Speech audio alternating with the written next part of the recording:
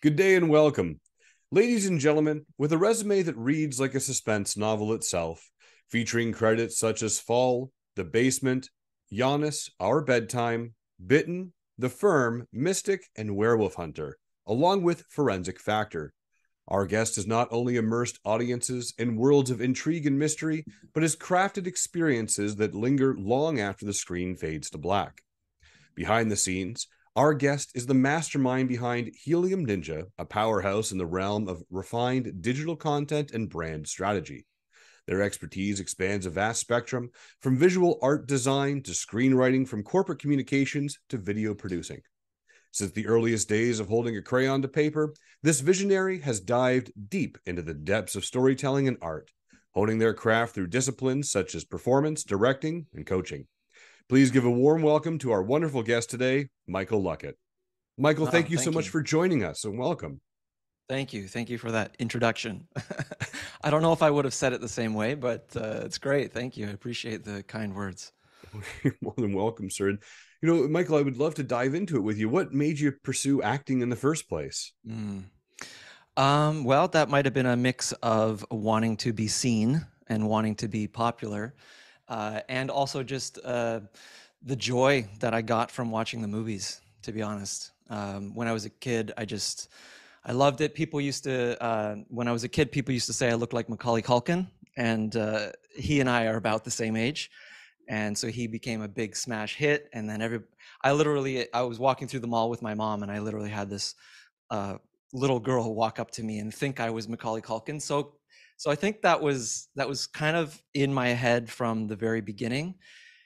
And I loved things like Ninja Turtles, Transformers. I loved imaginative stories, and I was just really deep into it. And I started out with drawing with crayons, and drawing Ninja Turtles and Michelangelo. And actually, I keep him here on my desk. Ah, Yeah, it's never. I feel like you're never too old to have toys on your desk.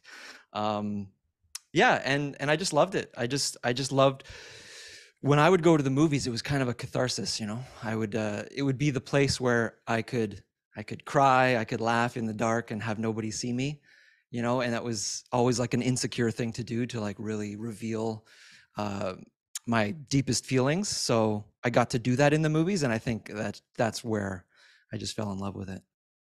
you had actually mentioned something that's really intriguing to me. You said to be seen and to be popular.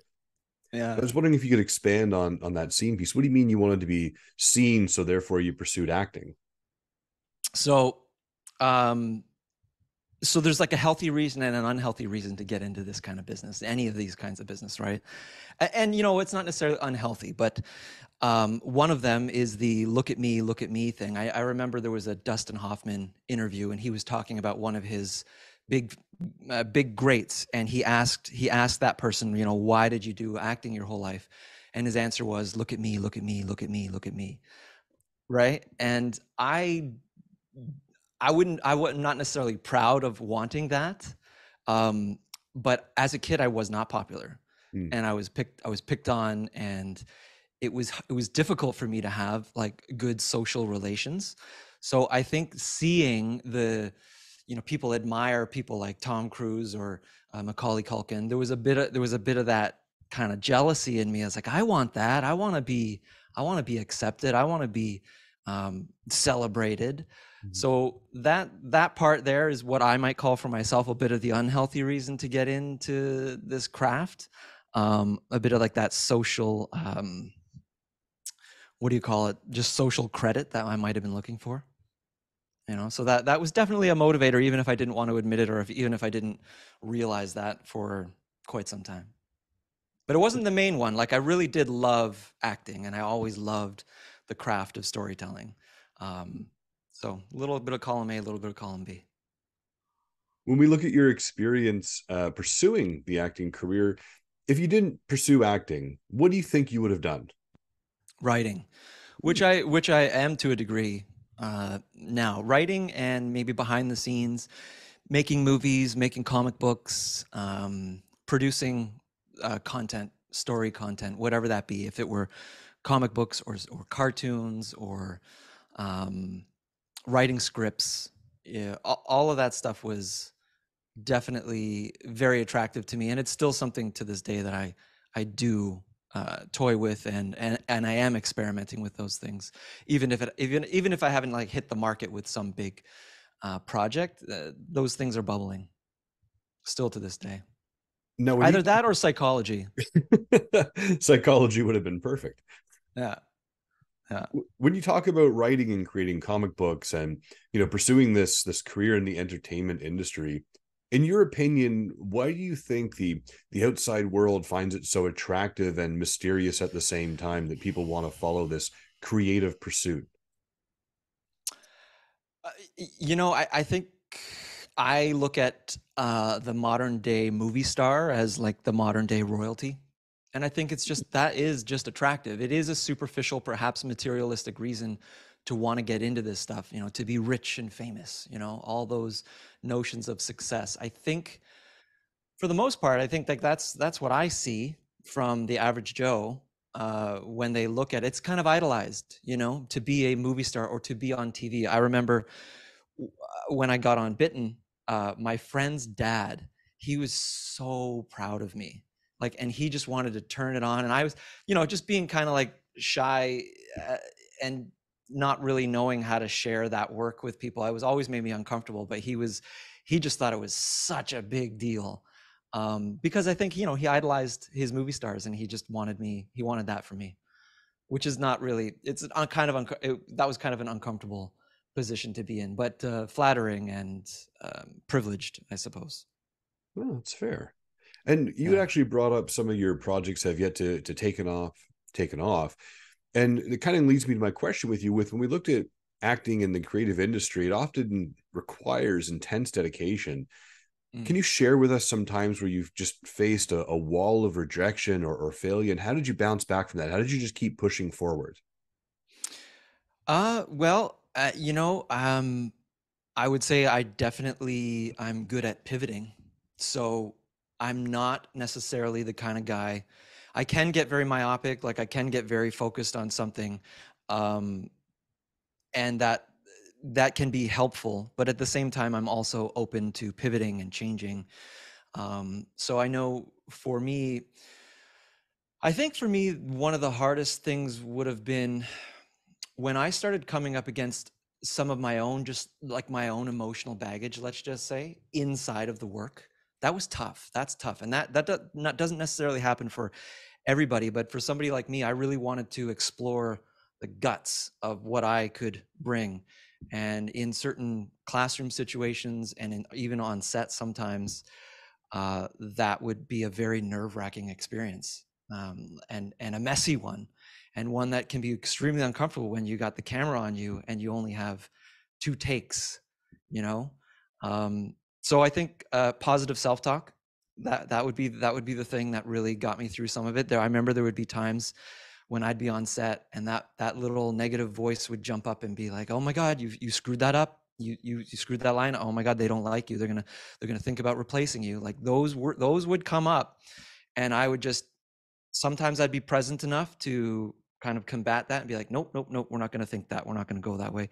And other times that little voice would kind of take over for the moment, and it's challenging. When you were talking about your younger self and you were bringing up the Ninja Turtles and you had that little one on your Yeah, desk there, is your yeah. favorite Ninja Turtle Michelangelo? Yeah, yeah, sure. He is. I mean, he always has been. He's the fun-loving one. He's got a big personality. I mean, now that I'm a little older, I kind of have some respect for Leonardo. But as a kid, yeah, for sure, it was Michelangelo all the way. Yeah. And you were saying that you were once mistaken for Macaulay Culkin back in the day. Can you share that story with us? You were walking through the mall. Did you happen to get a selfie with the kid or a picture with the individual who thought it was you? At the time, there were no selfies, so, Oh. so there's there was definitely no selfie. I mean, I don't know what year would that have been, like 93, I think, something like that. Yeah, I was just with my mom, and this little girl ran up, and I guess she was just a little bit younger than I was at the time, and I can't remember exactly what she said because I didn't really know what was going on. Mhm. at the time. And then I think she asked me like, "Oh, are you Macaulay Culkin?" And I was like, "Oh, no, no, no, I'm not. My name's Michael," and then I just think she was a little in disbelief, but then, walked away to her mom and just, yeah. So I didn't, I had to turn her down. I had to disappoint her. Maybe it would have been better if I would have said yes for her memories, but yeah, yeah. Back in the day before social medias, really. Yeah, before cell phones, before all that stuff. No, Michael, I want to ask you, when we look at acting and writing in this entertainment industry, what do you find is challenging for people? What is the most challenging aspect for an actor to get up there and audition and perform? What do you think that whole process is, that this is the reason why we are more challenged than any other industry? Okay, so I think for most people, it's just getting good enough at it, honestly. Like, can you objectively rate your own work? Can you if you're in a classroom, like in Toronto, maybe you're at the Pro Actors Lab or something like that, and they're giving you video of your scenes. Can you assess it, and can you honestly work on the specific skills that you need to work on in order to just simply get good enough at it, so that when you show up for an audition, they believe you? And I think that that's the number one hurdle. Hmm. And so that requires some good coaches, or you being your own very good coach, so you can see what you're doing. I remember, I because I have coached actors, and I have worked in the college system for a few years, teaching actors. And I remember there was one actor who would always tense their face in this very strange way. Like everything seemed fine, but there was something off about them. And I noticed that they would like squeeze their face in the scene. And just by, like, for me pointing that out, and I don't know if they would have ever noticed that, but by pointing that one little muscular tick that was going on, she just completely opened up and was just completely suddenly very realistic, very natural, very believable. Um, and I think working down those little ticks that you have, and those little things that are holding you back from being just authentic and real and honest and not controlling yourself on for film anyway. Mhm. I think that's generally the number one thing. But then again, you have some people who are just naturally good at it and they don't need much training. They just, for some reason, they can look at words on a page and they can say them, and we believe them. And for those folks, I think it's the business. There's a lot of gatekeepers. Yeah. Getting a good agent, good luck. It's not easy, right? Finding casting agents who remember you and are in your corner and rooting for you, again, good luck. Like, you really gotta get out there a lot. You got to be seen a lot. You got to be able to turn your acting skills on immediately, turn them on and off, stay in shape as an actor. Um, all of those things. And then you got to make some money. Hmm. So if you're fortunate enough to have some great parents, you come from a great background where money isn't an issue and you can just 100% focus on this, then fantastic. But if you're not, if you're out there, you also have to figure out a way to make ends meet without feeling like you're hurting your soul with that Joe job. It's so unique when we discuss all these challenges in the industry, and I love everything that you've said there. And it really leads me into the importance of storytelling. So, as a novelist and a graphic artist and a writer and an actor, in your opinion, why is storytelling such an important part of Mhm. our society? I listen to a lot of people online like Sam Harris and the modern day philosophers. And for some reason, story has been baked into our society for ever, perhaps, ever since we could communicate. And I think there's something about the way we learn, um, through story. Like I was saying, as a kid, it was like a catharsis, like I could go to the movie and feel things, but I was also learning lessons. They talk about with the mirror neurons in our brains. You see somebody cry and you want to cry. um I think that experience of being teleported somewhere and learning a lesson, I mean, it's even like the Bible and all of the religious texts, they're stories, right? And I think through those stories we can learn more complex lessons than somebody just, I don't know, trying to teach us a lesson. I think there's something about that. Something about those mirror neurons that I think we find extremely beneficial as humans, you know? So What do you think? I would agree. I love storytelling in society. I think it's a great way to capture history and create moments that are going to be memorable for everybody for generations to come. Mm. And when we talk about these, you had actually started a company, or you've started a company called Helium Ninja that really helps with this as well. What was the drive behind starting Helium Ninja for you? Well, I was always an artist, as a visual artist, rather, right? So, not professionally necessarily, but I was just always an artist. I was always drawing. So, I just always had an interest in not only acting, but drawing. And then when the digital stuff started to come around and cartoons, I always loved that stuff. So, I I got a part in an indie movie, Mm-hmm. and I became good friends with the director, and he was also a corporate video editor. And I was just out to dinner with him and another actor friend, and I wasn't making much money as an actor at the time. And I just said, "Oh man, I need another side gig. You know, I need another Joe job." And he said, "Well, why don't you try video editing? I know you know how to do it." I was like, "Oh, I don't know." And then he just tossed me a job. He said, you know, he just tossed me a video editing job. And then from there, I thought, oh, well, this is something I really enjoy, and I could explore so much of my artistic desires through motion graphics and media, and also serve a good purpose. I really enjoyed serving a purpose. I really enjoyed serving people, helping somebody do something with the thing that I created. And I didn't always feel that with acting, right? You'd get on some gigs and you're like, "Oh, well, I mean, I'm acting here, but I don't really know what good I'm doing." This is how I felt about it. And so to have a service business where I was helping clients, and got to be artistic and creative at the same time and make some money while I'm not acting, uh, I don't know, it was just a perfect combo.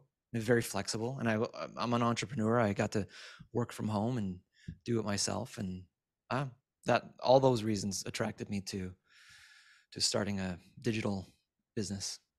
When we talk about this digital business, do you find yourself ever in in a corner, if you will, between your creative self and perhaps what the client wants? How do you walk that line to ensure that your creative side is still fulfilled while following ever changing landscapes of the client's Yeah, requests? I think we got to work on killing our ego in a way, to be honest, because and the same goes with acting. I try to encourage young actors to think about acting in like a type of service way, like when you're doing it professionally anyway. If it's about you and your friends getting together and exploring something artistic, and then okay, maybe you're not going to think about the service that you're providing. But for me, I think I have to come down. I have to bring my ego down, and I have to say, okay, I'm producing this thing for somebody for a purpose, and just focus on that, Mhm. instead of getting caught up in like how I think it should be, because then you're just butting heads, and then you're actually not being a good service provider. Same thing goes with as an actor. When the director is asking you for something, I've pushed back before, but sometimes in retrospect, I look back and I think, wow, I was just pushing back because I thought it should be that way, instead of just thinking about my position on set as somebody who's providing a service, and just trying to make the whole story the best it can be, regardless of what I think my character should do in this moment. So that's how I think I would. That's how I try to deal with that kind of juxtaposition that you're talking about.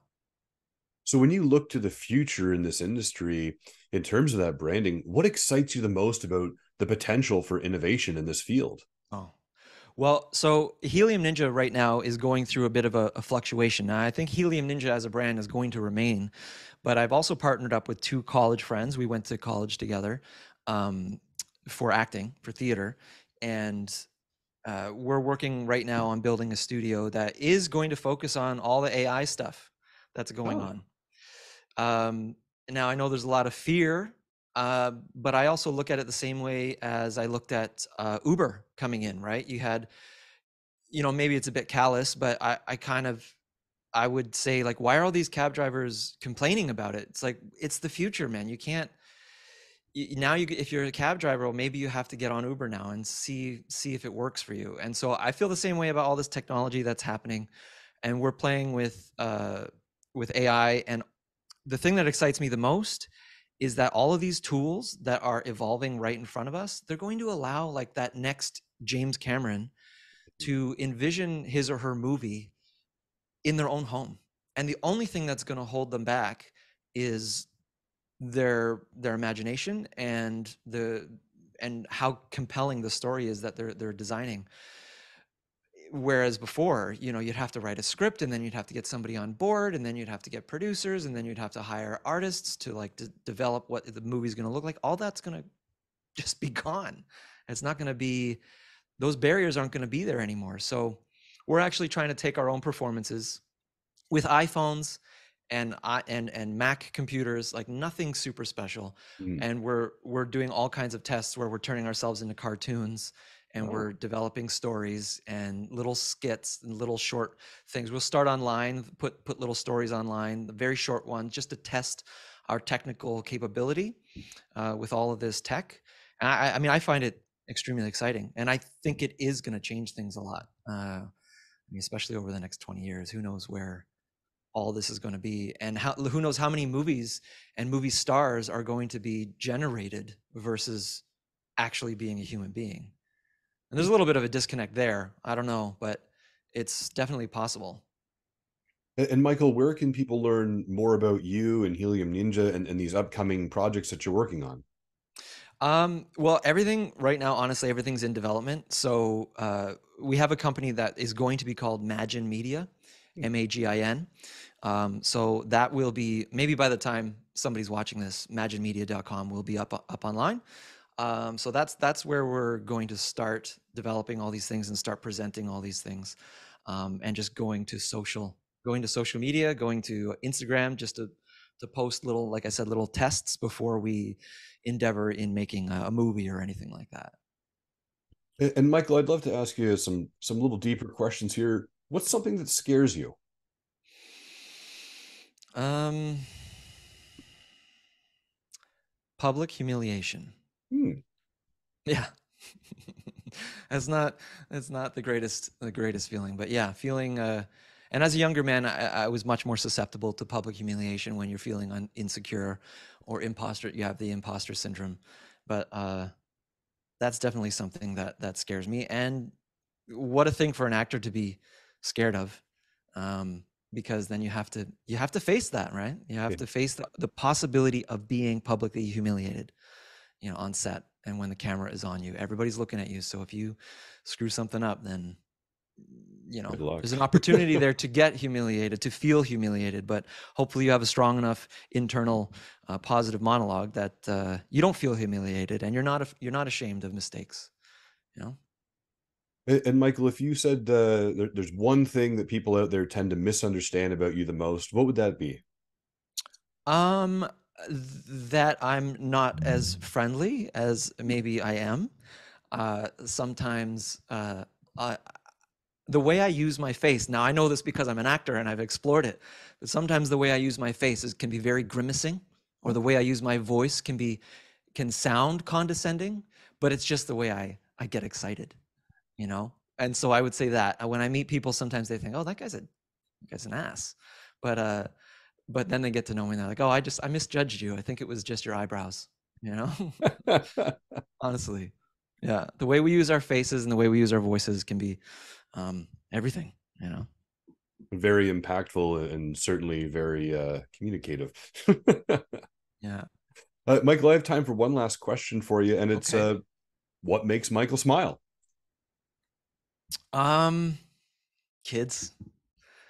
When I see little kids just being themselves, just like toddlers walking and discovering and being so open and expressive. I mean, that's got to be, again, one of the reasons I got into acting.